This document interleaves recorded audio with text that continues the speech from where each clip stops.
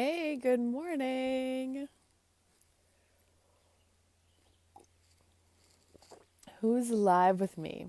Oh, Robert. Good morning, Robert. How are you? And I guess, good morning, everybody who will be watching in the future. This is Coffee Chat with me, Catherine Oster. And for those of you who might not know, I'm a certified facilitator with Access Consciousness, and Coffee Chat is all about me, how I use these tools in my life, the tools from Access Consciousness. And really, today is about looking at things differently. So I named the topic Thriving in Different Conditions. Good morning, Loretta. Hi. And it's funny, it actually popped yesterday what to chat about.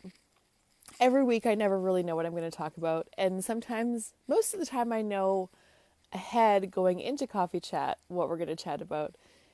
And yesterday I knew yesterday. Yesterday is when I knew for this week. And anyway, so I was just doing a little bit of yard cleanup.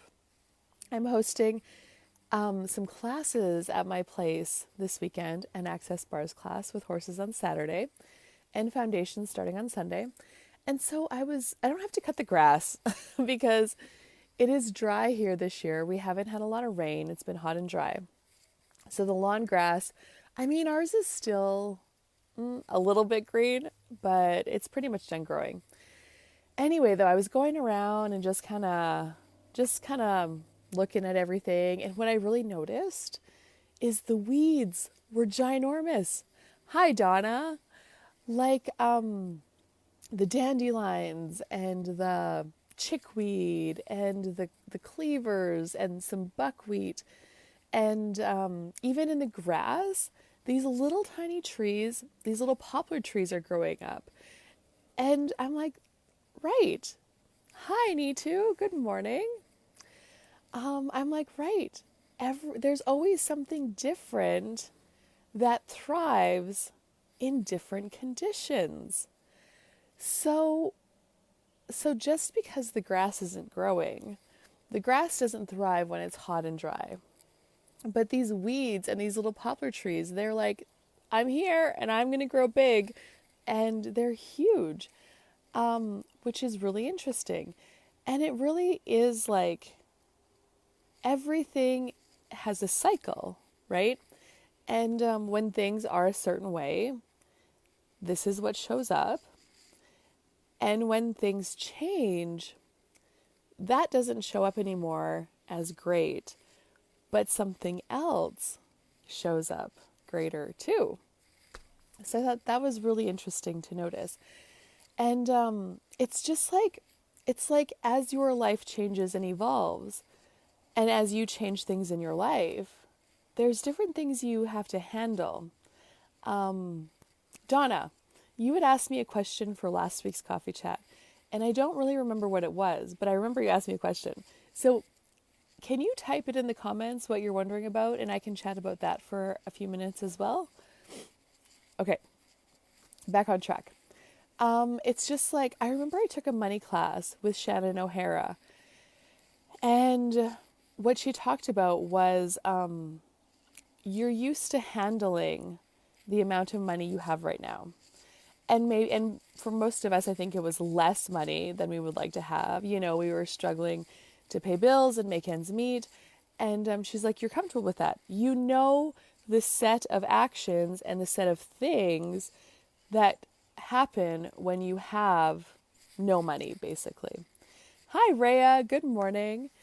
And she said, as you financially grow, as you start to have more money, there's different things, activities, or you could call them problems that come along with having more money, such as paying more taxes.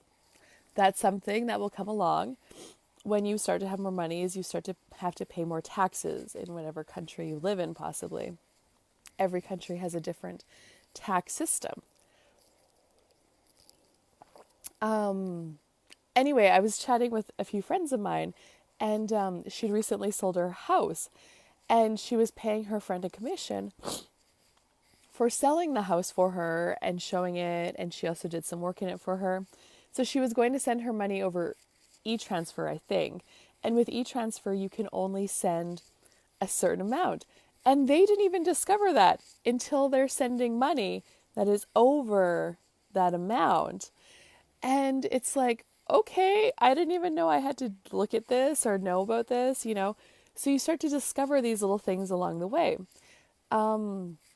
With my indoor riding arena, you know, before I had the arena, I knew what it took to manage an outdoor arena. Hey, good morning, Mom. I knew what it took to manage an outdoor arena and how to look after that. And then along comes the indoor arena, which is what I've always dreamed about having. And along with that indoor arena comes different things. One thing is you have to make sure you pick the poop up so, you know, it doesn't break down the sand and it doesn't start smelling in there. And then another thing is you have to look after dust management differently. So in the beginning it was okay because the sand that I brought in had quite a bit of moisture in it, and that lasted for, I would say I didn't start watering it till it was year 3. It also doesn't get used as intensely as a lot of other places do. But that was something I had to look at. How am I going to manage the dust? And am I set up to water it? And actually, lucky thing, hey Travis, lucky thing, I was set up to manage it. I could run enough hoses from the hydrant. We weren't that far away from it. So it worked out okay, but that's actually not something I considered before I built it. So there's all these different things that come up, and oftentimes we're not comfortable. We're comfortable with what we know, and we're comfortable in handling the amount of money, for example, that shows up in our life, that is showing up in our life right now. And as that starts to change and grow, and there's more things to handle with having more money, it gets uncomfortable. So then often we might not even cognitively shut it down, but then we're like, oh no, this is too much money. I have to pay too much taxes. I'm never going to make this much money again. And then you just energetically shut it down. One really exciting thing, another thing that I was looking at yesterday is with the bars class I'm having on Saturday, I actually have like 12 people registered to come. I think, and I kind of sense that there's going to be a few more coming tomorrow than I know right now. But I didn't print enough manuals.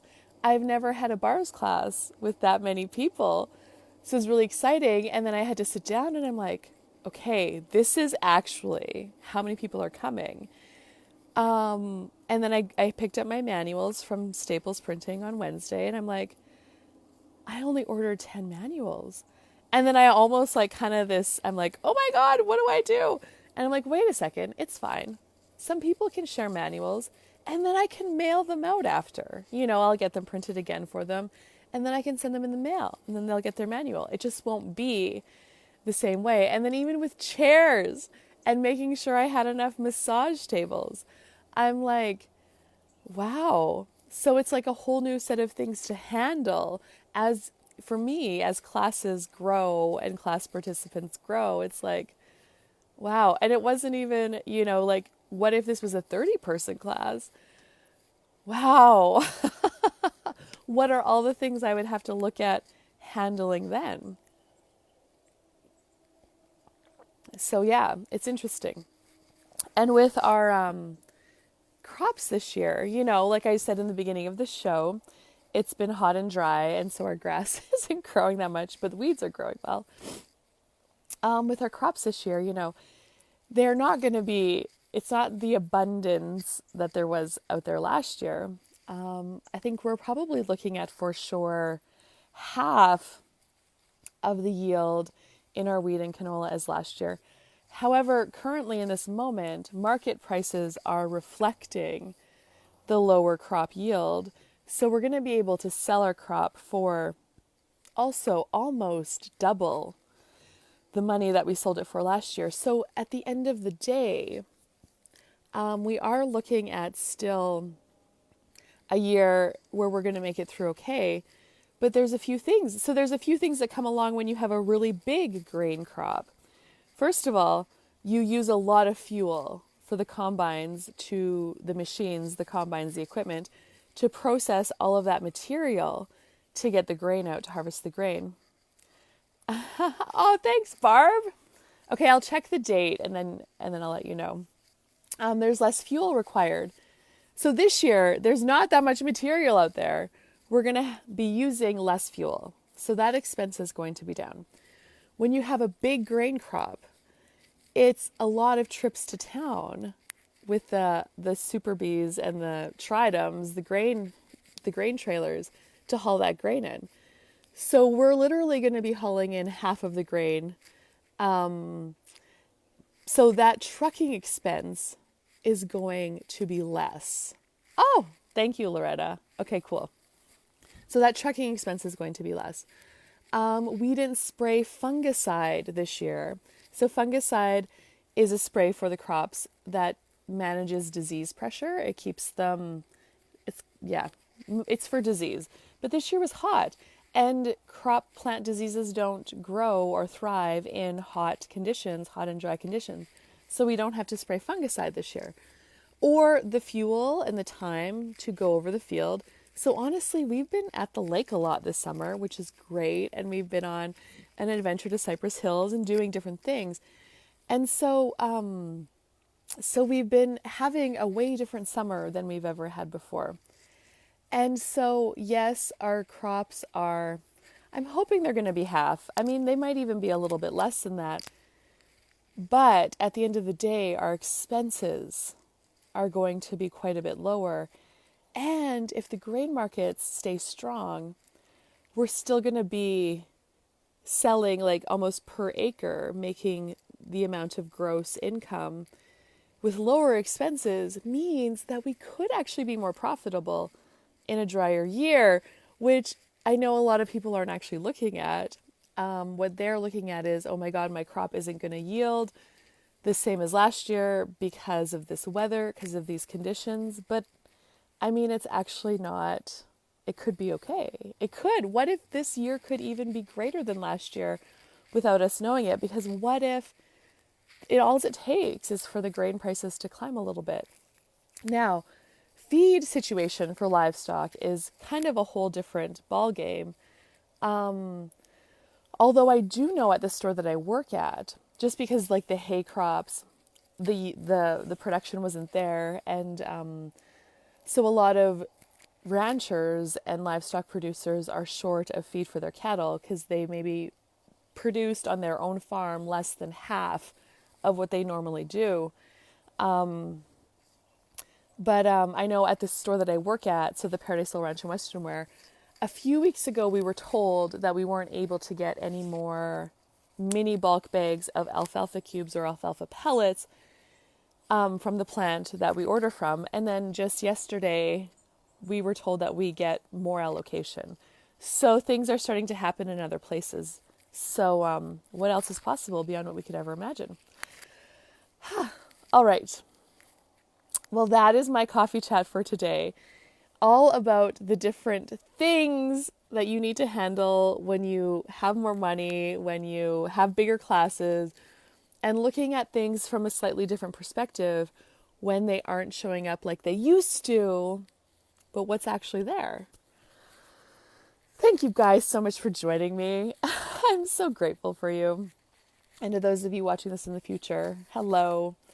And if you got any great information from this video, I would be really grateful if you would share it on Facebook or give it some love, a comment, and then more people will find it.